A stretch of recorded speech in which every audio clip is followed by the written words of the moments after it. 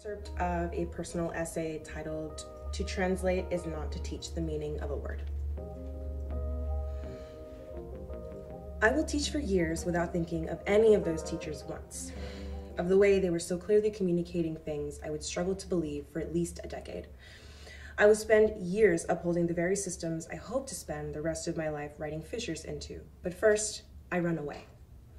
I ask for a good backpack for graduation, expecting to be ignored and get a class ring instead, but my little sister Mal must convince the family to listen just this once, because I'm taken to the nearest sporting goods store as soon as I'm back from my last day on campus for the next 5 years, and then to the airport a month later to catch my first flight to Europe.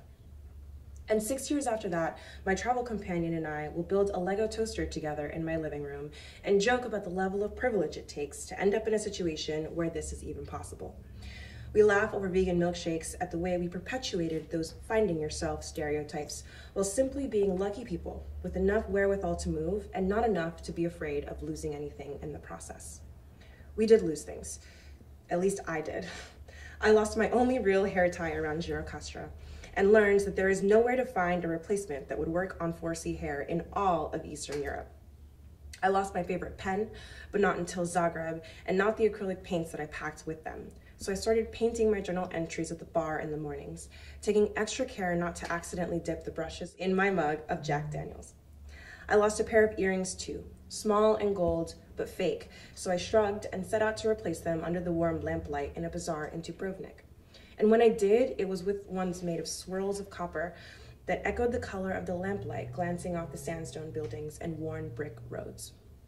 I lose one of those too, but not its sibling, which sits in a beaded bowl in my room for the days with lots of stillness when I need to be transported most. I stop worrying about losing things. I cut and tear holes into my clothes to repurpose them when the late August heat in the Balkans calls for modifications.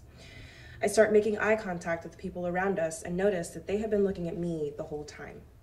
I practice my French, poorly, on some travelers, attend arts festivals with a local embroiderer who promises to teach us traditional Albanian embroidery. And the festivals are in beach towns with water access, with long promenades lit so well at night that people walk along them in their best clothes. Their children in pants so new you can see the creases in them, jeans with the extra layer of dye that has yet to be washed out.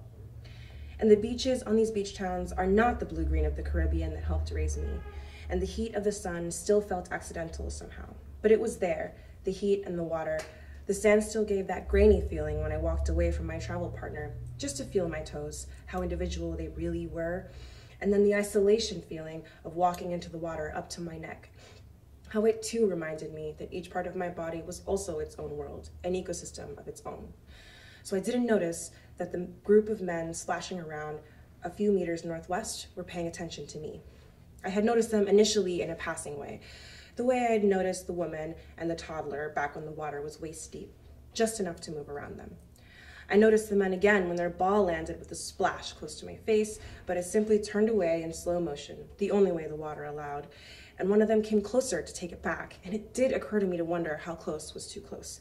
But mostly I was contemplating whether to lay out on my back and feel the water cool my scalp when I heard a familiar word. And I felt my mind suspend everything it had clocked in that moment in amber, the way my body took to a thorough and immediate and complete stillness reserved only for my most careful listening, the way I strained to be sure I had heard it right, only for that to be unnecessary, because in my pause I heard it again, louder, and I knew what their closeness meant, what the sudden distance between me and the mother and toddler meant. I knew that it was just me and these limp-haired men taking turns shouting a slur at me as they approached, and that if there was ever a time to run, this was it, but the water and its slowing, chilling isolation was still up to my neck. Here's what I know about language. One day in the 3rd grade, my teacher asked us to come up one by one and take an information packet from the school district home to our parents. They're available in Spanish, she says, and in my excitement at this revelation, I take those home to Mommy, who starts when she sees them. ¿Qué es esto?" she asks, and I try to explain that I thought it might be helpful, but I can see by the way her face has closed off that the conversation is over. She hands it back, tells me she's not signing them, asks me to bring the right ones tomorrow. The right ones, of course, are the ones in English. Here's what I know about pejoratives. We grew up laughing about racism, kissing our teeth at it, rolling our eyes, and brushing it away with a lazy sweep of the hand. That's between the Americans, Mommy and Papi would say with a laugh. Let them work it out. But the laugh came easier for Mommy, whose angular features and thin floating hair read as beautiful everywhere she went.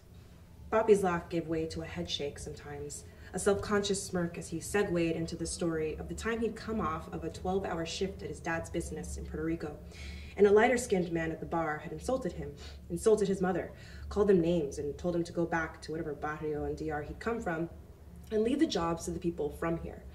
And he hadn't recanted until the barrel of Papi's revolver was in his mouth. Sometimes, Papi would say with a chuckle, it gets to even the best of us. Back on the towel I'm sharing with my travel companion, I start shaking in a way that pauses but doesn't stop. I start randomly, suddenly feeling cold all over. Price tags make me shiver. Turning the corner onto a new street would thin my skin, chilling all 8 of its layers at once. A trip to a lake so still and neon in its tealness settles into my core, becomes an image I call on when I need to place my feet firmly on the ground without feeling it pushing back.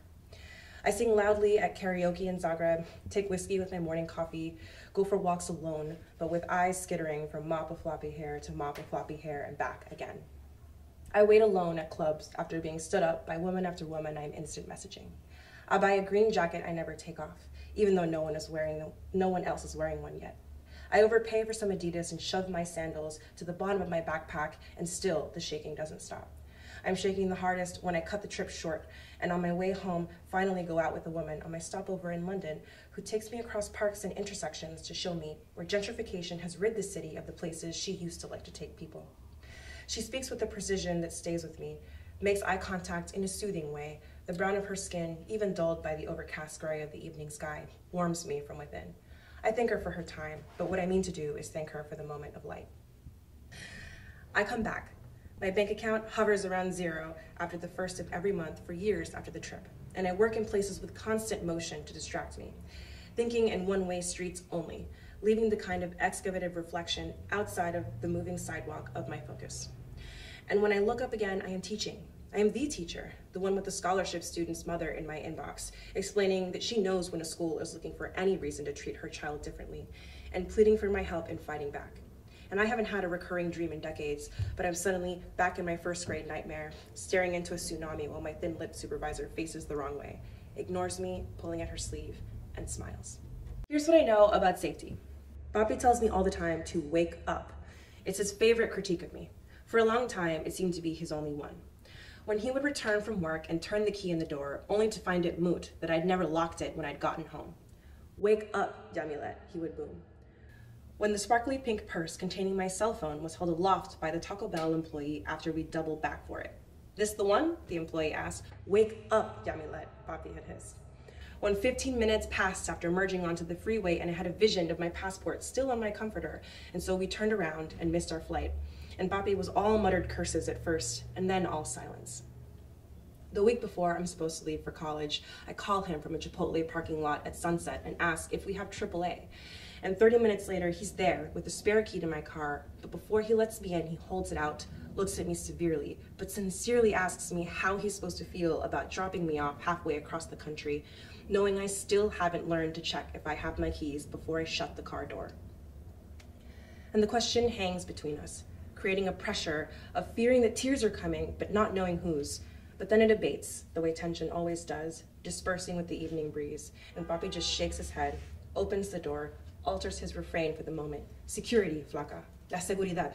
¿Entiendes?